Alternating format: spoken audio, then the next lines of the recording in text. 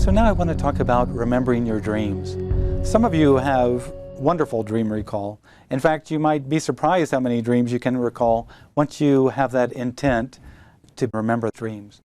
But I know for others, it's kind of a problem. It's difficult to remember dreams.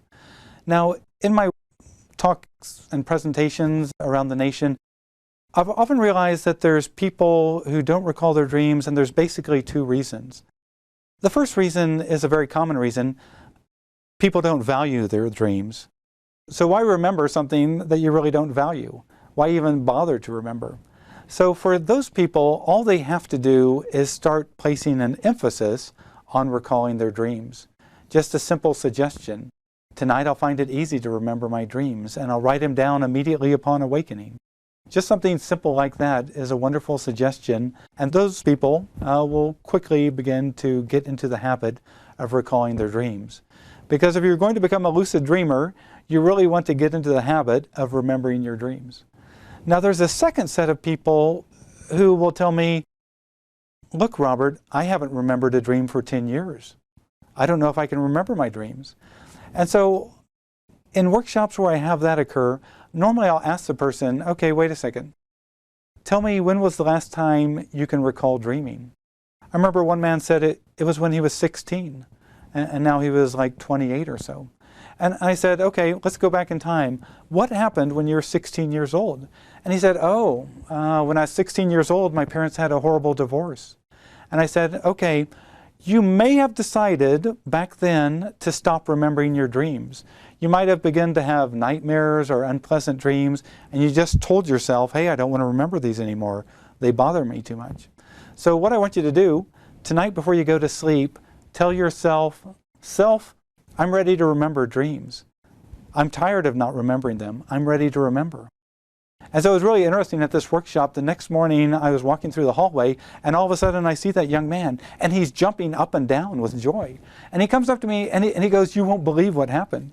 He says, I was going to sleep and I told myself, okay, self, I'm ready to remember my dreams. After all these years, I'm ready to remember. And he said, as soon as he closed his eyes and went to sleep, he said it was like a slideshow. Image after image just kept appearing, and he said it was great. He said like he was seeing a review of all the dreams that he had missed over the last 12 years. So oftentimes we'll realize that if we'll go back and think, when did we stop remembering our dreams, we'll realize that we actually made a conscious choice or a subconscious choice at that time to no longer remember them. Now for those of you who easily remember your dreams, here's some tips that I have to help you. Oftentimes I've realized that if I can keep my dream journal right by my bed, and I always want to be sure I have an ink pen that's working, because you hate to realize as you're scribbling down notes in the middle of the night that your ink pen isn't working. So always practice it, that ink pen works. Then I'd always date my dream journal, and I wanted to date it the exact date and even year. Because you don't want to go back to that dream journal 3 years later and think, September 2nd, well, what year was that? You want to know what year that was. So you have your dream journal by your bed. Here's what I would normally do. When I'd wake up from that first dream, I would jot down some notes in the upper left hand of my dream journal. Just a few notes, like white cat, big angry dog, floating through space. And what it would help me do, just seeing those 3 notes, is in the morning they would be clues or hints that I could use to recall that dream, the main items of that dream.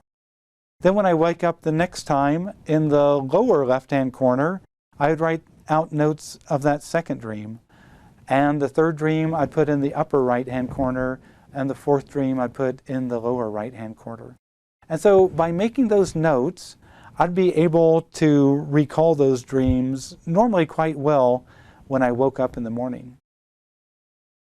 Also, I realized that it helped if the first thing I did upon waking in the morning was begin to write out those dreams. So I didn't get up to check my email, go make coffee, go make tea. The first thing I would really concentrate is on those dreams. Now some of you might say, well gosh, do I have to write out all these dreams in the incredible detail? And not necessarily. You can put out as many details as you feel comfortable with. Some people are really amazed by the creativity of their dreaming mind, and they'll want to have a record of all that. But for your own record, you don't have to write out all the details, just the basic details. Now, as you look at that day's worth of dreaming, did you see any interesting semi-lucid moments or pre-lucid moments when you thought, in the dream, this is strange, am I dreaming this?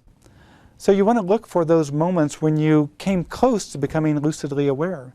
Or you want to look for either your personal dream sign or your hands, for example, as a dream sign.